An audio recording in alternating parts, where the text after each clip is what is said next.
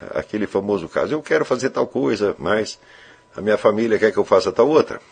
Não é isso? Quer dizer, eu quero ser surfista profissional, mas a minha mãe quer que eu faça um concurso para o Banco do Brasil. Né? Então,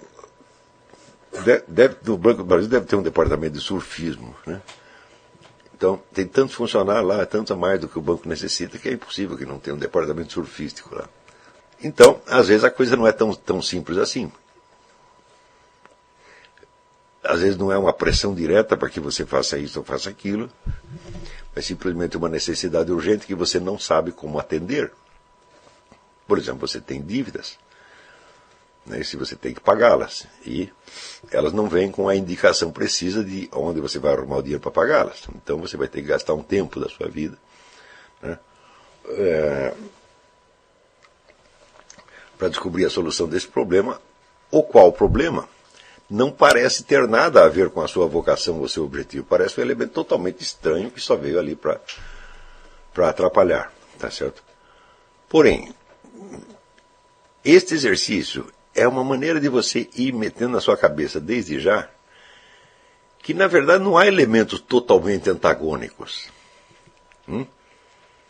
Esses elementos totalmente antagônicos são os materiais mesmos de que você dispõe. Na Bíblia você encontra este exemplo. Quem diria que Jesus Cristo ia realizar a sua vocação precisamente através dos indivíduos que o mataram? Né? Quer dizer, este é o exemplo máximo, né, da vitória obtida através da derrota. Não é isso? Então, como diz ele, é preciso que a profecia se cumpra. Então é preciso que o matem para que ele possa ressurgir dos mortos e aparecer para as pessoas e falar com elas. Né? Claro que você não vai fazer isso assim tão facilmente quanto você imagina, mas este é um exemplo extremo, né, de que os antagonismos, né, que a Bíblia coloca, os inimigos da alma, o mundo, o diabo e a carne. Né? Então,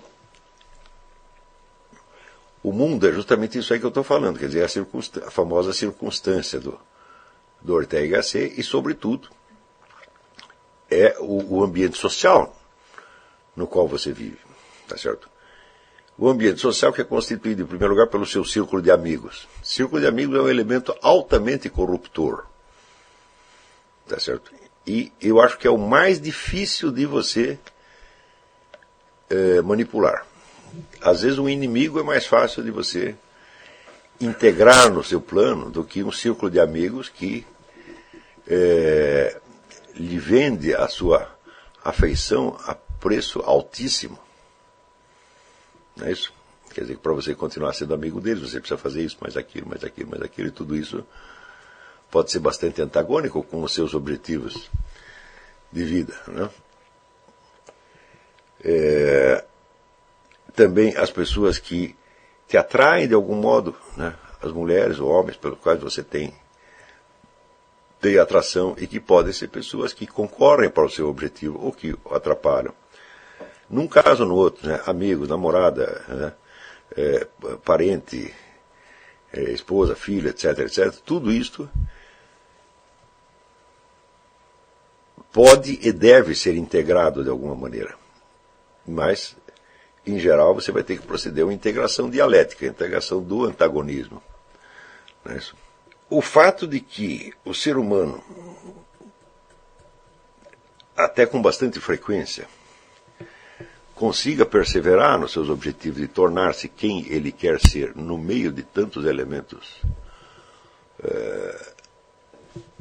vamos dizer, opostos, antagônicos ou heterogêneos, nos mostra por que Goethe disse a seguinte coisa, que também é outra frase. Esse exercício se baseia numa série de frases, em que ele dizia que a maior das delícias que o ser humano experimenta é a personalidade.